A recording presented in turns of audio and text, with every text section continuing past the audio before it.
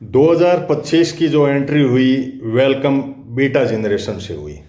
आप सोचेंगे कि बीटा जनरेशन वेलकम का क्या मायना है। 1 जनवरी 2025 से 2039 तक बीटा जनरेशन को नापा गया। जनरेशन का हम लोग एक विश्लेषण के तौर पे देखें तो 1901 से लेकर के 1927 तक जो ग्रेटेस्ट जनरेशन थी, जहाँ विश्व युद्ध भी हुए और संघर्ष रहा और वहाँ का आदमी संघर्षशील रहा। 1928 से लेकर के 1945 तक साइलेंट जनरेशन नाम कहलाई गई, जिसमें परंपरा, वैल्यू और लोगों के काम करने की क्षमता, एक दूसरे पे विश्वास करने की क्षमता का 1928 से 45 के बीच में जो जनरेशन थी उसका ये हाल था। 1946 से 1964 तक बेबी बूमर नाम से हुआ, जिसमें जनसंख्या का विस्फोटक हुआ, बहुत सारी हुई और सामाजिक आंदोलन हुए और वहाँ की जनसंख्या के विस्फोटक के कारण से हम लोग जो है, हमारे जो बुजुर्ग थे वो 46 से 64 के बीच में इस माइंड सेट से जिए। फिर 1965 से 1980 के बीच में एक्स जनरेशन के नाम से आंका गया लोगों ने, और वहाँ पे हम अलग तरह से अपनी एक लाइफ स्टाइल का बदलाव हुआ। 1981 से 1976 तक था तो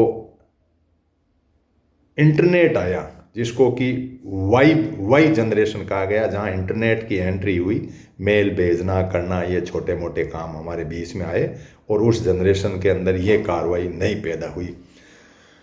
उसके बाद में 1997 से 2010 जो 12 तक भी खींच सकते हैं, जिसमें सोशल मीडिया की एंट्री हुई, जिसको कि हमने जेड जनरेशन कहा गया उस जनरेशन को, और सोशल मीडिया का एंटर हुआ, जिसके अंदर आप जो है लोग थोड़े व्हाट्सएप और फेसबुक और इसके अंदर एंटर हुए। 2013 से 1997 से 2012 के बाद में 2013 से लेकर के 2024 तक जो था वो अल्फा जनरेशन कहलाई गई, जिसके अंदर डिजिटल का बूम आया और उस डिजिटल के बूम के अंदर रील वगैरह बनाना, ये जुआर, ये इस तरह की जो कार्रवाई थी वो डिजिटल एरा पे आई। तो इस जनरेशन के अंदर ये आया। अब जनरेशन आई है वो 2025 से 2000 जो आर्टिफिशियल इंटेलिजेंट के, जो बच्चा जन्मते ही आर्टिफिशियल इंटेलिजेंट के एरा में जन्मेगा, जो अगली 4 पीढ़ी की कथाओं को, यानी इंटेलिजेंसी की 90% उसके पास में इनपुट होगा और वो आप लोगों से 4 गुना फास्ट मूवमेंट कर पाएगा इस दुनिया को जीने के लिए।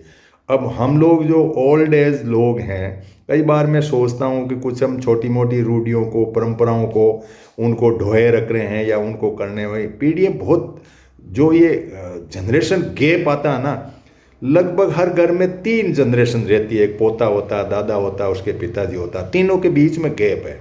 आप सन वाइज अपने एरा को नाप सकते हैं कि 1901 से 27 वाले तो हैं नहीं, अब 1928 से 45 वाले भी अब नहीं हैं, 1946 से 64 वाले जो हैं वो है बेबी उम्र वाले लोग हैं, सामाजिक आंदोलन इस तरह के जो हमारे पास में 1954 मेरा जैसे है, तो हम क्या है कि समाज सेवा और इस तरह से लगे रहे हम।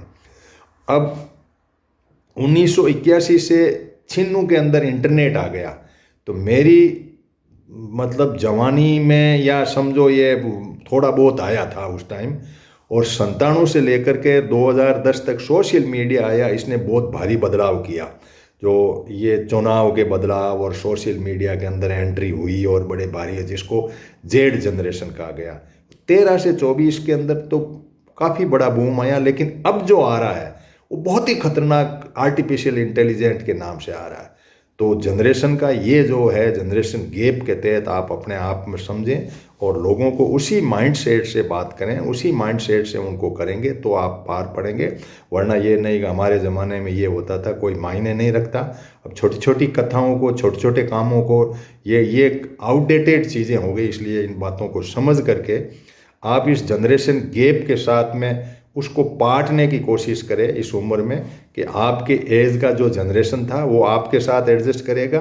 आज का जो बीटा जनरेशन है उसकी अपनी कथाएं होगी, जो 1 जनवरी 2025 से लागू हो चुका है। यहाँ जन्मा हुआ बच्चा आर्टिफिशियल इंटेलिजेंट के एरा में जन्मेगा। Thank you to all of you.